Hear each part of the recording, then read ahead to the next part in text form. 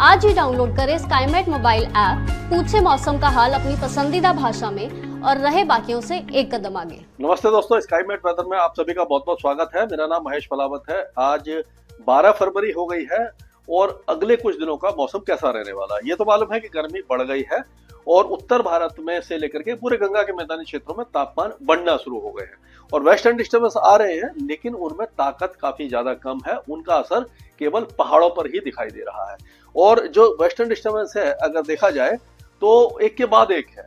ये हम कह सकते हैं कि पूरे फरवरी में आते रहेंगे। इस समय एक वेस्टर्न डिस्टर्बेंस जो है वो लगभग यहाँ पर ऑलमोस्ट आगे जा चुका है। एक और वेस्टर्न डिस्टर्बेंस इधर है, उसके पीछे भी वेस्टर्न डिस्टर्बेंस, यानी कि आप कह सकते हो कि लाइन लग रही है पश्चिमी विक्षोभ की, जो एक के बाद एक आते रहेंगे। पहाड़ों पर बीच बीच में ये बर्फबारी और जो बारिश है वो देते रहेंगे। पिछले 24 घंटों में हमने देखा कि गिलगित बाल्टिस्तान, मुजफ्फराबाद, लद्दाख, जम्मू कश्मीर के ऊंचे इलाकों में बारिश और बर्फबारी हुई है। हिमाचल प्रदेश और उत्तराखंड लगभग शुष्क रहे हैं। एक आध जगह पर हिमाचल में हल्की बारिश हो गई है। और वेस्टर्न डिस्टर्बेंस, क्योंकि ये पूरा पहाड़ी इलाका है, ये आप देखेंगे ये हिमालय का पूरा इतना बड़ा, यहाँ से हिंदू कुश से लेकर के आप देखेंगे अरुणाचल प्रदेश तक हिमालय पर्वत श्रृंखला है।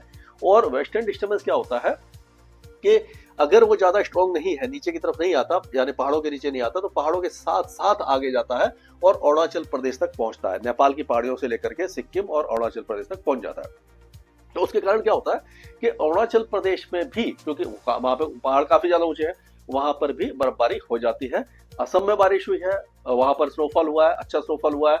सिक्किम में एक दो स्थानों पर स्नोफॉल हुआ है। तो इस तरह का वेदर देखने को अब मिल रहा है। अब ये जो वेस्टर्न डिस्टर्बेंस के कारण क्या हो रहा था कि हवाएं थोड़ी सी कमजोर हो गई थी, तो पंजाब, हरियाणा, दिल्ली से लेकर के प्रयागराज तक टेम्परेचर बढ़े हैं। कल जो मैक्सिमम टेम्परेचर था प्रयागराज का 30 दशमलव कुछ था, यानी 4 डिग्री ज्यादा था, और 11 डिग्री के आसपास मिनिमम टेम्परेचर था, जो लगभग सामान्य के आसपास था।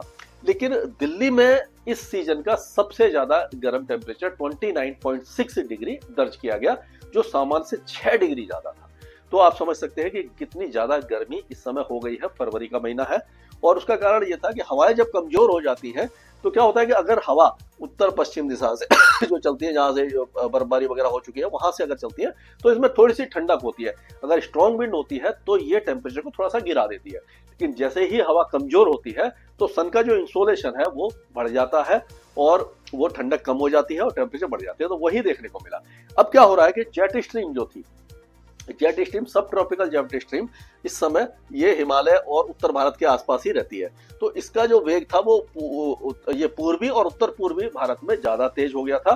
लेकिन आज से 12 फरवरी से अगले 2-3 दिनों के दौरान ये फिर से ये नॉर्थ इंडिया के ऊपर आ जाएगी और यानी कि ये जो नॉर्थ वेस्ट इंडिया, इसके ऊपर 12.6 किलोमीटर की ऊंचाई पर 120 नॉट यानी कि 200 से ज्यादा मतलब किलोमीटर प्रति घंटा की रफ्तार से हवाएं चलेंगी और उसका असर निचले इलाकों में भी होगा। यानी सरफेस विंड भी, जो आपने देखा होगा कि हवा की रफ्तार पंजाब, हरियाणा, पश्चिमी उत्तर प्रदेश और उत्तरी राजस्थान में कम हो गई थी, वो फिर से बढ़ जाएगी। उत्तर पश्चिम दिशा से तेज हवाएं चलने लग जाएंगी। उसके कारण क्या होगा कि जो टेम्परेचर अभी बढ़े हैं उसमें 2 से 3 डिग्री की गिरावट यहाँ पर इस तरह से आएगी और ये इस तरह से चल रही है। ऑलरेडी कल हमने देखा कि जो मैक्सिमम टेम्परेचर है वो गुजरात में 2 से 3 डिग्री गिर चुके हैं।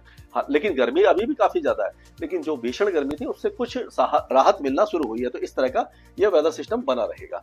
अब अगर टेम्परेचर देखें, कल के टेम्परेचर देखते हैं हम, ये मतलब कि मैक्सिमम टेम्परेचर शाम के समय ही आते हैं, तो उसको अगर हम देखें तो आप देखिए कि ये टेम्परेचर कितने ज्यादा अब बढ़ चुके हैं। ये देखिए, ये जो पूरा आपको देखिए राजस्थान में 32, 31, 32 और यहाँ 34 डिग्री के आसपास है। लेकिन गुजरात में जो 35 डिग्री के आसपास थे, 36 के आसपास है, वो 32 डिग्री के आसपास आ गए, यानी कम आगे हो गए हैं। उसी तरह से ये प्रयागराज वगैरह और ये पूरा जो बिहार, झारखंड है, यहाँ 27-28 डिग्री के आसपास है। पूरा मध्य प्रदेश है वो 30 डिग्री से ऊपर बने हुए हैं और महाराष्ट्र में भी गर्मी काफी ज्यादा दिखाई दे रही है। उसी तरह से अगर ये डिपार्चर देखें तो हवाएं जो है वो चलना शुरू हो गई है। जैसे हमने देखा था कि ये ऑलरेडी, अब क्या होगा कि इस तरह से यहाँ पर हवा चलेंगी, ये उत्तर कैसे चलेंगी और यहाँ पर ऑलरेडी आ चुकी है। तो क्या होगा, ये गुजरात में आपने देखा होगा ये टेम्परेचर 2 से 3 डिग्री गिर गए हैं। यानी ये जो नीला रंग है इससे का मतलब है टेम्परेचर में गिरावट हुई है। लेकिन अभी टेम्परेचर ये हवा कमजोर होने के कारण पूरे गंगा के मैदानी क्षेत्रों में ये उत्तर प्रदेश, बिहार, झारखंड, पश्चिम बंगाल, छत्तीसगढ़, मध्य प्रदेश, इस सारे इलाके में 1-2 डिग्री बढ़े थे। इसीलिए ये टेम्परेचर में आपने देखा होगा कि जो गर्मी है वो काफी ज्यादा बढ़ गई है। अब अगर हम पिक्चर देखें, सैटेलाइट पिक्चर देखें, तो आप देखिए वेस्टर्न डिस्टर्बेंस का प्रभाव ये पहाड़ों पर थोड़ा बहुत दिखाई दे रहा है और ये चाइना की तरफ चला गया, पूरा चाइना और रशिया की तरफ चला गया। यहाँ पर भी उत्तर पूर्वी राज्यों में हल्के फुल्के बादल दिखाई दे रहे हैं। राजस्थान में, पंजाब, ये सारे इलाकों में मीडियम क्लाउड हैं जो 10 से 12 हजार फीट पर होते हैं, या बारिश नहीं देते, लेकिन ये तापमान को, मिनिमम टेम्परेचर को थोड़ा सा बढ़ा देते हैं। तो इस तरह का माहौल आपको दिखाई दे रहा होगा। अब कल से जो विंड है, आप देखिए ये जो विंड है ये काफी ज्यादा तेज हो जाएगी ये गंगा के मैदानी क्षेत्रों में। और ये आप देखिए इधर से इस तरह से, यानी उत्तरी हवाएं सीधा सीधा आ रही हैं, जो पहले यहाँ दक्षिण पश्चिमी हवाएं थी जो समुद्र से आ रही थी। इसके कारण यहाँ पर टेम्परेचर गुजरात, राजस्थान में बढ़ रहे थे।